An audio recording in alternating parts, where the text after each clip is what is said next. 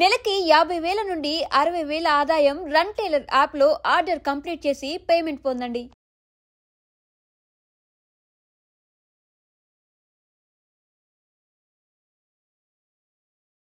శోభన్ బాబు గారు ఎక్కువగా ఒంటరిగా ఉండడానికి ఇష్టపడతారు అంటారు. ఒంటరి అనేది ఏం లేదు కానమ్మా, ఇంటి దగ్గరికి వచ్చిన తర్వాత సినిమా విషయాలు ఎక్కువ మాట్లాడరు.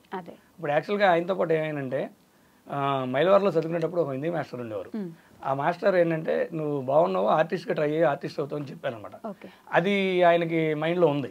అప్పుడు ఈయన సక్సెస్ అయిన తర్వాత ఆయన రిటైర్ అయ్యారని తెలుసుకొని ఆయన్ని ఇంటికి పిలిపించుకున్నారు. ఆఫ్టర్ రిటైర్ మాస్టర్ కూడా ఏం చేయలేరు కదా ఊర్లో, నా దగ్గర ఉండండి మనం అలా సినిమాలకి వాటికి వెళ్తా ఉందాం అని చెప్పి ఆయనే కొంత అమౌంట్ ఇచ్చి ఇల్లు ఇచ్చి రెస్పెక్ట్ ఇచ్చి ఆయన తీసుకున్నారు. అలానే ఇంకా రెడ్డి గారు ఒక అతను ఉండేవాళ్ళు, ఆయన డైరెక్షన్ డిపార్ట్మెంట్లో ఉండి సోనబాబు గారు స్టార్టింగ్లో కొంత హెల్ప్ చేశారంట. తర్వాత ఆయన ఆర్థిక పరిస్థితి కూడా తెలుసుకొని మనోడు సక్సెస్ అవ్వలేదు అని చెప్పి అతన్ని కూడా తీసుకొచ్చి అతనికి కొంత అమౌంట్ ఇచ్చి అతనికి రూమ్ ఇచ్చి ఆయనతో పాటు ఉంచుకునేవాళ్ళు. ఇవి ఏంటంటే వీళ్ళిద్దరు విషయాలు ఏంటంటే వీళ్ళు ముగ్గురు కంపల్సరీ కార్లో వెళ్తారు కదా, వెళ్ళినప్పుడు పక్కకి వెళ్ళి బయటకు వెళ్ళిపోయి ఓ పక్కన కూర్చొని ముగ్గురు చిన్ననాటి విషయాలు కానీ లేకపోతే ఊరి విషయాలు కానీ వాళ్ళ ఊరి విషయాలు వీళ్ళ ఊరి విషయాలు కానీ అయ్యే ఎక్కువ డిస్కస్ చేసేవాళ్ళు. సినిమాకి సంబంధించిన ఏంటంటే డైరెక్షన్ డిపార్ట్మెంట్ వాళ్ళందరూ చూసుకుంటారు, మనం ఎక్కువ స్ట్రెస్ అయ్యే పని ఉండదని ఆలోచనతో ఆయన కొంచెం ఒంటరిగానే వీళ్ళతోనే కూర్చుంటారు అనమాట. ఇక ఇంపార్టెంట్ డైరెక్షన్ డిపార్ట్మెంట్ కానీ లేదా డైరెక్టర్ గారు కానీ ప్రొడ్యూసర్ కానీ వాళ్ళు కావాల్సినప్పుడు వాళ్ళు మాట్లాడుకుని వెళ్ళిపోతూ ఉంటారు. సినిమాని గడప దగ్గరే వదిలేసి రావడం శోభన్ బాబు గారికి అలవాటు. అంతేనమ్మా, అంతే. ఇంటి దగ్గర కూడా ఎక్కువ అసలు మాట్లాడరు. ఏదైనా కొత్త ప్రొడ్యూసర్ అడ్వాన్స్ చేయడానికి వచ్చినప్పుడు లేకపోతే కొత్త డైరెక్టర్ స్టోరీ చెప్పడానికి వచ్చినప్పుడు, అంటే కొత్త సినిమాకి కొత్త డైరెక్టర్ అంటే ఇప్పుడు గోదావరి గారు చాలా సినిమాలు చేస్తుంటారు, మళ్ళీ కొత్త సినిమా చేసేటప్పుడు కొత్త స్టోరీ కదా, జస్ట్ అప్పుడు ఆ సమయంలో మాత్రమే ఇంటికి సంబంధించినప్పుడు ఇంటి దగ్గర జస్ట్ తెలుసుకుంటారు. తెలుసుకొని ఫైనల్గా ఏం చెప్తారంటే ప్రొడ్యూసర్ కూడా మీరు నా బిజినెస్ అవన్నీ డిస్ట్రిబ్యూటర్తో డిస్కస్ చేసుకుని మనం ఎంత బడ్జెట్ పెట్టగలం ఏంటి అనేది డిస్కస్ చేసుకొని మీరు ప్లాన్ చేసుకోండి.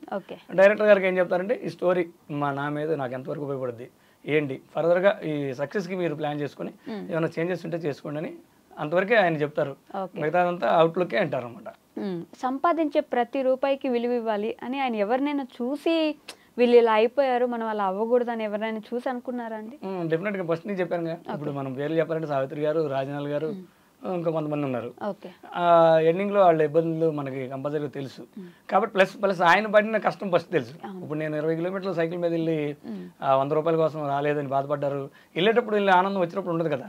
ఇవన్నీ మైండ్లో గుర్తుపెట్టుకొని మళ్ళీ ఎక్కడైనా గ్యాప్ వస్తే మళ్ళీ ఒక రేంజ్కి వెళ్ళిన తర్వాత మళ్ళీ గ్యాప్ వచ్చింది ఇంకా కష్టం. రేంజ్లో రాకముందు గ్యాప్ వచ్చినా మనకేం తెలియదు, ఎవరికి తెలియదు.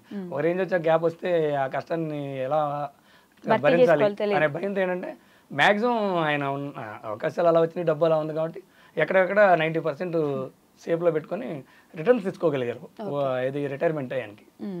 సో మామూలుగా వచ్చిన ప్రతి హీరోలు అప్పట్లో అయితే ఎన్టీఆర్ గారితో సహా రాజకీయాల్లోకో లేకపోతే ఇంక దేంట్లో అయినా వెళ్ళి ఇంట్రెస్ట్ చూపించి అక్కడ గెలిచిన వాళ్ళు నిలబడ్డవారు ఉన్నారు. ఈయన రాజకీయాల్లో కానీ అసలు ఇంక ఏ విషయం డైరెక్షన్లో కానీ దేంట్లోకి ఎందుకని వెళ్ళలేదు? ఆయన ఏమంటారంటే నేను అనుకోకుండా ఆర్టిస్ట్ అయ్యాను, భగవంతుడి దైవంలో హీరోకి సక్సెస్ అయ్యాను, దానికి సంబంధించి నేను దాన్ని ఎలా పికప్ చేసుకోవాలి, ఏ క్యారెక్టర్ వేస్తే ఏంటిది, మనం ఆ స్టోరీ మంచి స్టోరీ ఎలా చేయాలి దాని గురించి ఆలోచించేవాళ్ళు అనమాట. ఇప్పుడు మనకి ప్రాపర్టీ విషయాల్లో కూడా హ్యాపీగా సెటిల్ అయిపోయాం, ప్రశాంతంగా ఉన్నాం. మనం ఇప్పుడు పొలిటికల్కి వెళ్ళామనుకోమా, పొలిటికల్లో ఉన్న ఇబ్బందులు చాలా ఉంటాయి. సినిమా ప్రొడ్యూసర్ అయ్యామనుకో, ప్రొడ్యూసర్గా ఉన్న ఇబ్బందులు చాలా ఉంటాయి. ఇంక మనకి ఎందుకు అయ్యి ఇప్పుడు అది కొంతమంది ఇష్టపడతారు, కొంతమంది ఇష్టపడరు. సోనబాబు గారు యాక్చువల్గా ఏంటంటే ఆయనకి రిస్క్ ఇష్టం లేదు. దాంతో ఇప్పుడు రిస్క్ ఎందుకు ఇష్టం లేదనేది కూడా నేను 100% చెప్పగలను. సక్సెస్ అనేది పర్సంటేజ్ తక్కువ ఉంటుంది కాబట్టి మళ్ళీ మనం రిస్క్లోకి ఎందుకు. ఇప్పుడు ఎవరైనా చెప్పాక ఇందాక కొత్త ప్రొడ్యూసర్ ఎవరైనా వచ్చినా కూడా ఆయన దగ్గర ఆయనతో సినిమా చేయడానికి వచ్చినా కూడా నా మార్కెట్ ఎంత ఉంది ఏంటి, బడ్జెట్ ఎంత పెట్టగలుగుతాం, ఈ స్టోరీకి ఏ హీరోయిన్ అయితే బెటర్ ఉంటుంది, ఏ డైరెక్టర్ అయితే బెటర్ ఉంటుంది అన్ని జాగ్రత్తగా ఆలోచించుకుని తర్వాత నాకు అడ్వాన్స్ ఇవ్వండి అని చెప్పేవాళ్ళు. ఎందుకు అలా చెప్పేవాళ్ళు అంటే తర్వాత సోనబాబు గారితో సినిమా తీసాం, అరే మళ్ళీ ఫ్లాప్ అయిందే మనం లాస్ అయిపోయామనే భయం ఆయన గురించి అలా అనుకుంటారని కూడా ఉంటుంది అనమాట. రెండు సినిమా తీయడానికి వచ్చిన వాళ్ళకి కూడా ఫస్ట్ చెప్పేది అంటే సెకండ్ ఇన్కమ్ ఏదన్నా ఉంటేనే తొందరపడి వచ్చినా మనకి భయం ఉండదు, ఇది ఇక్కడ సక్సెస్ అవ్వకపోయినా ఆ ఇన్కమ్ ఉపయోగపడుద్ది. అందుకనే ఇక్కడ నుంచి ఇక్కడ దిగే వాళ్ళు చాలా మంది ఉన్నారు. ఇది ప్రొడక్షన్ మేనేజర్లు కొంతమంది ప్రొడ్యూసర్లు అయ్యారు, కొంతమంది అలా ఇక్కడ డైరెక్షన్ డిపార్ట్మెంట్ ప్రొడ్యూసర్లు అయ్యారు. ఇక్కడ వాళ్ళు ప్రొడ్యూసర్లు అయితే వాళ్ళకి కొంత అవగాహన ఉంటుంది. కొత్తగా వచ్చే వాళ్ళకి రియల్ ఎస్టేట్ వాళ్ళు లేకపోతే ఎక్కడ వాళ్ళు ఆ రోజుల్లో రియల్ ఎస్టేట్ లేకపోయినా కొన్ని రకరకాలుగా వచ్చేవాళ్ళు ఉంటారు కదా, వాళ్ళకి కొన్నాళ్ళు అలవాటు అయిన తర్వాత జాగ్రత్తలు తెలుసుకొని సినిమా తీయండి అనేవాళ్ళు అనమాట. మాట పరంగా మాత్రం ప్రతి ఒక్కరికి హెల్ప్ చేసేవారు. ఖచ్చితంగా వచ్చిన వాళ్ళందరికీ ఇది పెట్టండి, ఇది చెయ్యండి అని చెప్తారు. కానీ నేను ఎవరికి హెల్ప్ చేయట్లేదు కాబట్టి ప్రజలు నన్ను గుర్తుపెట్టుకోరేమో ఫ్యూచర్లో, నేను అంటే బయట ప్రజలకి ఏం చేయట్లేదు కాబట్టి నన్ను గుర్తుపెట్టుకోరేమో, నేను రాజకీయాల్లో లేను, ఇంకా దేంట్లో లేను, సో మరి నన్ను ఎవరు పట్టించుకోరేమో నా ఆఖరి రోజుల్లో, ఇలాంటి భయం కూడా శోభన్ బాబు గారికి ఉండేదండి? లేదు, అసలు ఎప్పుడు రాలేదు. ఎందుకంటే నేను అని తెలిసిన నా ఫ్యాన్స్కి అందరికి తెలుసు, నా రిలేషన్ తెలుసు, అందరికి తెలుసు. నేను నా దగ్గరికి వస్తే నేను చెప్పేది కూడా మంచిగా చెప్తాను తప్ప చెడు చెప్పను.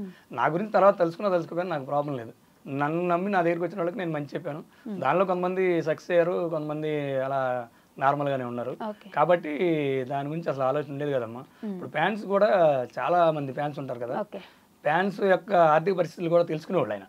అక్కడ ఎస్ఎన్ రావు గారని ఒక మేనేజర్ ఉంటారు, ఓన్లీ ఫ్యాన్స్ని తో మాట్లాడటానికి. ఎందుకంటే ఆయన తెలుసుకుంటాడు ఈ ఫ్యాన్స్ ఎవరు, ఈ ఏ ఊరి నుంచి వచ్చారు, వివరాలని.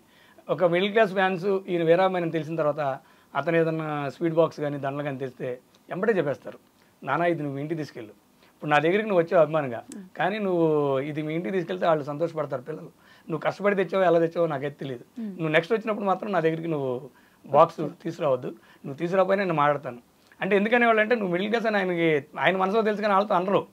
ఈయనే ఆయన గ్రహించి అలా చెప్తా ఉంటారు. ఇంకోటి కూడా సక్సెస్ అయినప్పుడు ఎంతో మంది మన దగ్గరికి వస్తూ ఉంటారు. సక్సెస్ అయినప్పుడే ఈ స్వీట్ బాక్సులు కానీ దండలు కానీ వస్తాయా, సక్సెస్ కానప్పుడు ఏమి ఎవరు కనపడరు. రెండోది మన గేట్ దగ్గర వెయిట్ చేసిన వాళ్ళు కూడా, ఇది చాలా గట్టిగా మన గేట్ దగ్గర వెయిట్ చేసిన వాళ్ళు కూడా సక్సెస్ అయిన తర్వాత వాళ్ళ గేట్ దగ్గరికి వెళ్తే మనం రాణిస్తారో లేదు కూడా తెలియని ఇండస్ట్రీ ఇది. అందుకని ఏంటంటే మనకు అవకాశం వచ్చినప్పుడు మనకు మనం నిలబడపోతే మీరు తర్వాత ఆర్థికంగా ఇక ఉండాలి అనుకుంటేనే. ఇప్పుడు మనం ఈ సినిమా ప్రపంచం నుంచి బయటకు వెళ్ళిపోవాలంటే ఎక్కడైనా బతకొచ్చు, ఏమైనా చేసుకోవచ్చు. ఇక ఉండాలంటే నిలదొక్కుకోవాలి, ఈ గ్యాప్ని మనం తట్టుకోవాలి. అందుకని దానికి ఎప్పుడు జాగ్రత్త చెప్పేవాళ్ళు అనమాట. ప్రతిసారి దాని గురించి ఆలోచించేవారు కదా, గ్యాప్ వస్తే ఏం చేయాలి, గ్యాప్ వస్తే ఏం చేస్తారు. అవును, అందుకని ఇంకోటి చెప్తాను మీకు. ఇప్పుడు వీరాభిమానులు చాలా మంది ఉన్నారు, వాళ్ళకి వచ్చినప్పుడు కూడా ఇలా చెప్పబట్టి, ఇప్పుడు కర్నూలులో సుధాకర్ అని ఆయన విగ్రహం, ఆయన విజయ్ గారు అని ఆయన, అందరు కలిసి 2-3 కలిసి విగ్రహం పెట్టారు. విగ్రహం పెట్టిన తర్వాత నేను వాళ్ళు కలిసినప్పుడు కానీ రాజమండ్రిలో శ్రీనివాస్ గారని, ప్రసాద్ గారని, ఇట్లా సోమబాబు సేవా సమితి వాళ్ళు విగ్రహం పెట్టారు. అలానే మళ్ళీ విజయవాడలో పెట్టారు. అప్పుడు నేను అడిగే ఉన్నాను, మరి ఏందమ్మా మీకు ఎంత అభిమానం, అసలు ఎక్కడి నుంచి వస్తుంది ఏంటని అడిగేవాడిని. అప్పుడు వాళ్ళు ఒకటే చెప్పేవారు, సోమబాబు గారు మాకు ఏమి ఇచ్చారని కదయ్యా, మీకు ఇండస్ట్రీలో మీ వాళ్ళు మీకు ఎలా చెప్పారో మేము ఫ్యాన్స్గా వచ్చినప్పుడు మాకు ఇలా జాగ్రత్త పడని అని చెప్పారు. యాజ్ మేము ఆయన మాటని ఈరోజు ఒక ఏజ్కి వచ్చిన తర్వాత సక్సెస్ అయ్యాం. ఆయన వెళ్ళిపోయిన తర్వాత మేము మాకు ఆయన చేసిన సహాయానికి కానీ మంచి మాటకి గుర్తుగా మేము ఆయన విగ్రహాలను మేము పెట్టుకుంటున్నాము అని చెప్పారు. బహుశా నేను 4-5 విగ్రహాలు పైన ఉన్నాయి, పెద్ద విగ్రహాలు, చిన్నవి కూడా చాలా ఉన్నాయి. మరి ఏమి చేయకపోయినా అభిమానులు మరి ఎందుకు ఉన్నారో మీకు అర్థమవుతుంది. తర్వాత ఇంకోటి చెప్పాలమ్మా, తర్వాత ఇంటి దగ్గర మద్రాసులో కూడా సోమరావు గారి బాబు పెట్టాడు, కన్నర్జేష్ గారు వాళ్ళ ఇంటి దగ్గర. ఈ రోజు నిజం చెప్పాలంటే అక్కడ అన్ననగర్కి వెళ్ళే దారిలో ఉంటుంది మేతా నగర్.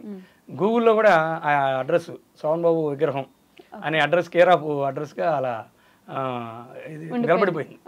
అక్కడ ఆటో వాళ్ళకి కానీ వాళ్ళు కానీ వీళ్ళు కానీ ఏదని చెప్తే వాళ్ళకి అర్థం కాదు మేతా నగర్ అంటే. సోమబాబు విగ్రహం అనగానే ప్రజెంట్ ఇప్పుడు అర్థమైపోద్ది. దాన్ని గూగుల్లో కూడా ఎక్కించారంటే ఆ విగ్రహానికి ఎంత విలువ ఉందో మీరు చెన్నైలో ఆలోచించండి. ఓకే, నిజంగా ఆయన గురించి మళ్ళీ ఒకసారి వెనక్కి వెళ్ళి ఆ మధుర జ్ఞాపకాలు కానీ, ఆయనతో ఉన్న సన్నివేశాలు కానీ, సందర్భాలు కానీ మీరు చెప్తుంటే ఒక్కసారి మేము కూడా ఆయనతో పాటు జర్నీ చేసిన ఫీలింగ్ వచ్చిందండి.